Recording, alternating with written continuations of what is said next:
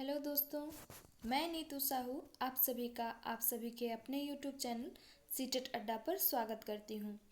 आज हम CTET based ABS का चैप्टर 2 करने जा रहे हैं। ये क्लास 5 की बुक है जो है कहानी सपेरों की। इसमें सपेरों की जो जनजाति है कालबेलिया, उसके बारे में बताया गया है। सांपों की जो जहरीली प्रजातियां होती हैं उन सब के बारे में इसमें जानकारी दी गई है। और सपेरों का जो जीवन होता है वो किस तरह से होता है वो सारी बातें इसमें बताई गई हैं। तो जैसा कि आप स्क्रीन पर देख पा रहे होंगे कि एक आदमी जो है बीन बजा रहा है और उसके चारों ओर जो है एक डिज़ाइन की गई है। वो डिज़ाइन क्या कहलाती है? वो डिज़ाइन कहलाती है नाग गुम्फन। ये एक रंगोली डिज़ाइन है और इसकी कढ़ाई भी की जाती है कपड़ों पर।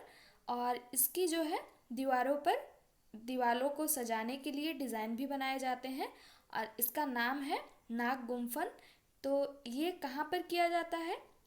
ये किया जाता है गुजरात में, सौराष्ट्र में और दक्षिण भारत में। इस नाग गुम्फन डिज़ाइन का प्रयोग किया जाता है। ये आप देख पा रहे हैं जो सांप की तरह जिसकी आकृति बनी हुई है। जैसा कि हम लोग घर में रंगोली बनाते हैं, अभी अभी दिवाली हम लोग दिवाली फेस्टिवल हम लोगों ने मनाया। सभी लोग घर पे रंगोली बनाते हैं, फ्लावर्स बनाते हैं। उसी तरह से गुजरात, सौराष्ट्र और दक्षिण भारत में इस तरह से नागों की जो है लिपटी हुई आकृति की नाग गुम्फन डिज़ाइन बनाई जाती है। नाग सांपों को पालने वाली एक जनजाति है जिसका नाम कालबेलिया कहते हैं लोग। और ये कालबेलिया जनजाति के बारे में एक कहानी दिया गया है। इसमें एक बच्चा है जो अपने दादा से अपने पूर्वजों के बारे में जानता है। उसके दादा बताते हैं कि किस तरह से हमने भी सपेरों को देखा है। कंधे पर वो क्या करते थे, कांवड़ जैसी एक पिटारी लटका कर एक गांव से दूसरे गांव घूमते थे और सांप का खेल दिखाते थे। और उन डिब्बों में या फिर पेटियों में क्या होता था, सांप होता था। साथ ही साथ उनके पास कुछ जड़ी बूटियां होती थी जो लोगों को कुछ कुछ काफ़ी हद तक ठीक करने के लिए कुछ घरेलू उपचार की तरह होती थी। जहाँ तक डॉक्टर नहीं पहुँच पाते थे वहाँ ये लोग क्या करते थे, अपनी कुछ जड़ी बूटियों से लोगों को ठीक कर देते थे। ये बात इसमें बताया गया है। आप देख रहे होंगे चित्र में किस तरह से एक आदमी जो है बीन बजा रहा है और सांप का खेल देखने के लिए बहुत सारे बच्चे, महिलाएं आई हुई हैं। और पेटी में सांप रखा जाता था। ये ज़्यादातर गाँव में हम लोगों को देखने को मिलता है और अभी ये सब चीज़ें बंद हो चुकी हैं। ये भी इससे हम लोगों को पता चलता है। और इसमें बताया गया है कि सांप काटने का दवा जो है सपेरे जानते थे और ये सांप को पकड़ भी पाते हैं।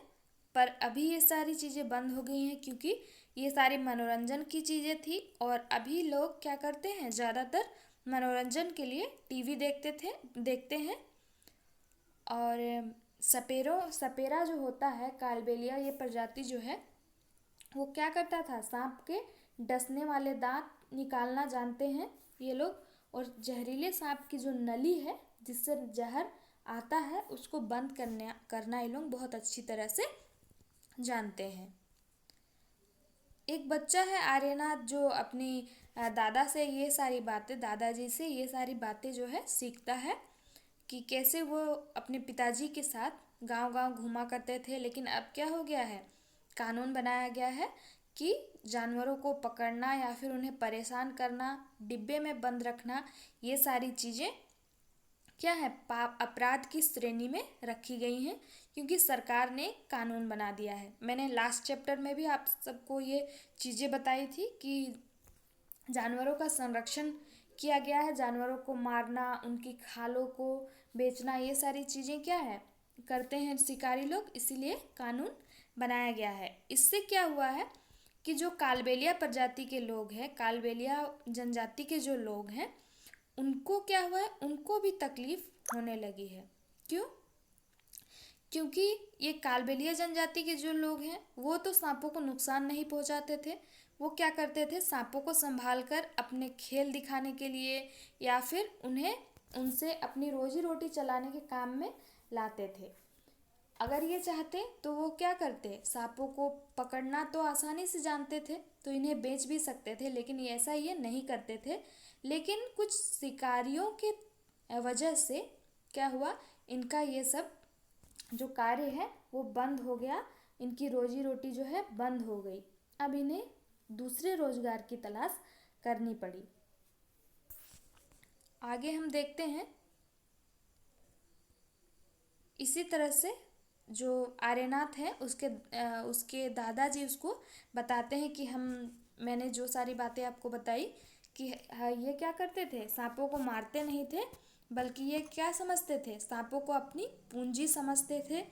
और सांपों को क्या किया करते थे, अपनी बेटियों की शादी में तोहफे के रूप में भी ये दिया करते थे।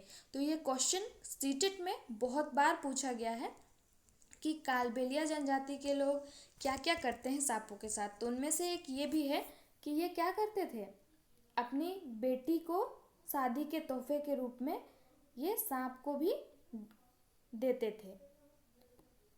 आर्यनाथ के बारे में बताया गया है, उसे एक माध्यम बनाया गया है कालबेलिया जनजाति के लोगों के बारे में। और आजकल क्या किया जाता है, जो बीन है, ये तुरही है, खंजरी है, ये सब इंटरटेनमेंट के लिए, मनोरंजन के लिए लोगों के पास बजाया जाता है। आप यहाँ पर पिक्चर में देख पा रहे होंगे कि कुछ सारे लोग बीन बजा रहे हैं और कुछ अलग अलग वाद्य यंत्र बजा रहे हैं। तो बीन, तुम्बा और खंजरी जो है, ये तीनों सूखे जो लौकी हैं, या आप कह सकते हैं जिन्हें हम कद्दू कहते हैं, उससे बनाया जाता है। तो ये आप नोट कर कर चलेंगे। ये भी क्वेश्चन सीटेट में कई बार पूछा गया है, लास्ट सीटेट का भी ये क्वेश्चन रह चुका है कि बीन, तुम्बा और खंजरी जो है सूखी लौकी के बनाए जाते हैं, लेकिन ढोल जो है लौकी का नहीं बनाया जाता है। ढोल किसी जानवर के चमड़े वगैरह से बनाया जाता है। आगे आप यहाँ पर एक नाच की मुद्रा देख रहे हैं। ये नाच की मुद्रा भी कालबेलिया नाच ही कहलाती है, जिसे कालबेलिया जनजाति के लोग करते हैं। और ये सांप की तरह कोई मुद्रा करते हैं डांस करने के समय। और इसमें बताया गया है कि किस तरह से सांप हमारे लिए लाभदायक हैं, वो किस तरह से चूहों को खाकर खेतों में किसान की जो है मदद करते हैं, क्योंकि किसान के लिए चूहा जो है बहुत फसल के लिए बहुत हानिकारक सिद्ध होता है, वो फसलों को बर्बाद करता है। और खेतों में अगर सांप आते हैं तो वो चूहों को खाकर फसलों की रक्षा ही करते हैं। आगे हम इस चैप्टर में देखेंगे कि क्या बताया गया है। इसमें बताया गया है कि भारत में सांपों की केवल 4 तरह के प्रजाति पाए जाते हैं जो बहुत जहरीले होते हैं। ये क्वेश्चन भी सीटेट का बहुत फेवरेट है। नाग, करेत, दुबोया और अफाई, ये 4 जो प्रजाति हैं सांप के, ये सांप के क्या हैं, जहरीले प्रजाति माने जाते हैं। और ये बताया गया है इसमें कि जब सांप काट लेता है तो उसके जो खोखले जो दांत होते हैं 2, उससे वो क्या करता है, अपनी जहर को निकालता है और जिस व्यक्ति को काटता है उसके शरीर में वो जहर चला जाता है। और जहर से बचने का क्या उपाय होता है, उससे बचने का यही उपाय होता है कि जिस व्यक्ति को सांप ने काटा है उसके जहर को खत्म करने वाली सीरम तुरंत दी जाए। और उसका सीरम जो है वो किससे बनाया जाता है, उसी सांप के जहर से ये सीरम बनाया जाता है। और यह बताया गया है कि ये सरकारी स्वास्थ्य केंद्रों में भी मिलता है।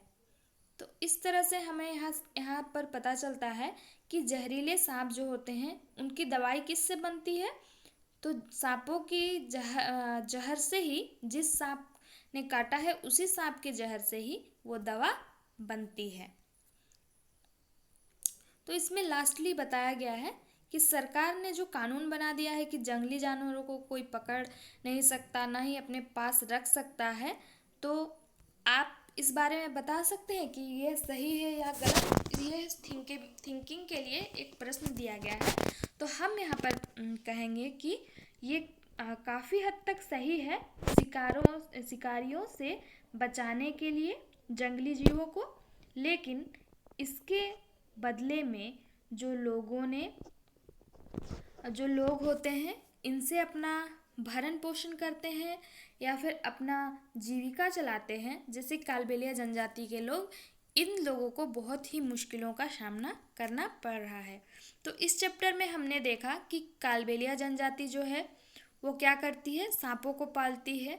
वो अपने बेटियों की शादी में, कालबेलिया जनजाति के जो लोग होते हैं बेटियों की शादी में जो तोहफे के रूप में सांप देते हैं। ये सांप को मारते नहीं हैं, ये सांप को अपनी पूंजी समझते हैं।